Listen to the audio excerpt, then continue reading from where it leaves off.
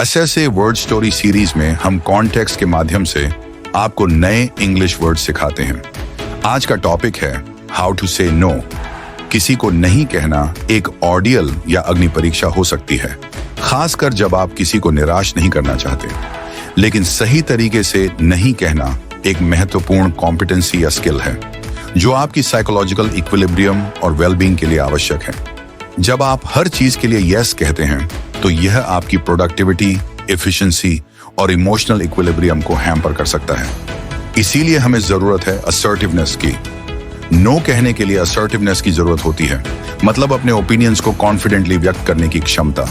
याद रखें, यहां हमें बेलिजरेंट या आक्रामक नहीं होना है।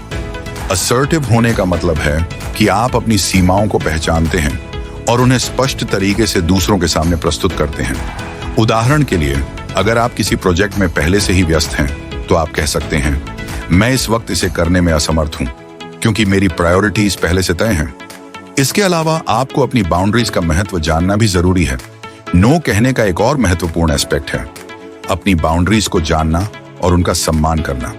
डिमार्केटिंग बाउंड्रीज न सिर्फ आपको खुद की रक्षा करने में मदद करता है, बल्कि दूसरों को भी यह सिखाता है कि आपके साथ किस तरह का व्यवहार एक्सेप्टेबल है। जब आप अपनी बाउंड्रीज निर्धारित करते हैं, तब आप दूसरों को एक स्पष्ट संकेत देते हैं कि आप अपनी टाइम, एनर्जी और रिसोर्सेज को किस तरह अपोर्शन या एलोकेट करना चाहते हैं। अब हम जानेंगे पोलाइटली नो कहने के तरीके। कई बार हमें बिना किसी को हर्ट किए नहीं कहना पड़ता है। इसके लिए आप टैक्टफुल भाषा का प्रयोग कर सकते हैं, जैसे, मैं आपकी मदद करना चाहता हूं, लेकिन फिलहाल मैं पूरी तरह से व्यस्त हूं। या, ये एक बेहतरीन मौका है, लेकिन मुझे इस पर ध्यान देने का समय नहीं है। इस तरह का सिविल रिफ्यूजल न सिर्फ आपको रिस्पेक्टफुल बनाता है, बल्कि सामने वाले को भी यह महसूस कराता है कि आप उनकी परवाह करते हैं, भले ही आप उनकी रिक्वेस्ट को पूरा नहीं कर पा रहे हों। नो कहना हर किसी के लिए ऑडियल हो सकता है, लेकिन यह सेल्फ प्रिजर्वेशन और पर्सनल एडवांसमेंट के लिए महत्वपूर्ण है। जब आप एफिकेशियस तरीके से नो कहना सीखते हैं, तो आप अपने जीवन में बेहतर बैलेंस और लूसिडिटी ला सकते हैं। यह न सिर्फ आपकी वेलबींग के लिए फायदेमंद है, बल्कि यह आपको एक मजबूत और अनफ्लिंचिंग व्यक्ति बनाता है। मित्रों, आज के वीडियो में हमने सीखा हाउ टू से नो। हमने 12 नए अंग्रेजी शब्द भी सीखे।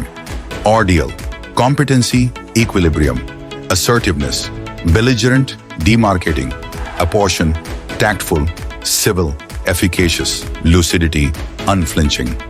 इन शब्दों के सिनोनिम्स कमेंट्स में बताएं।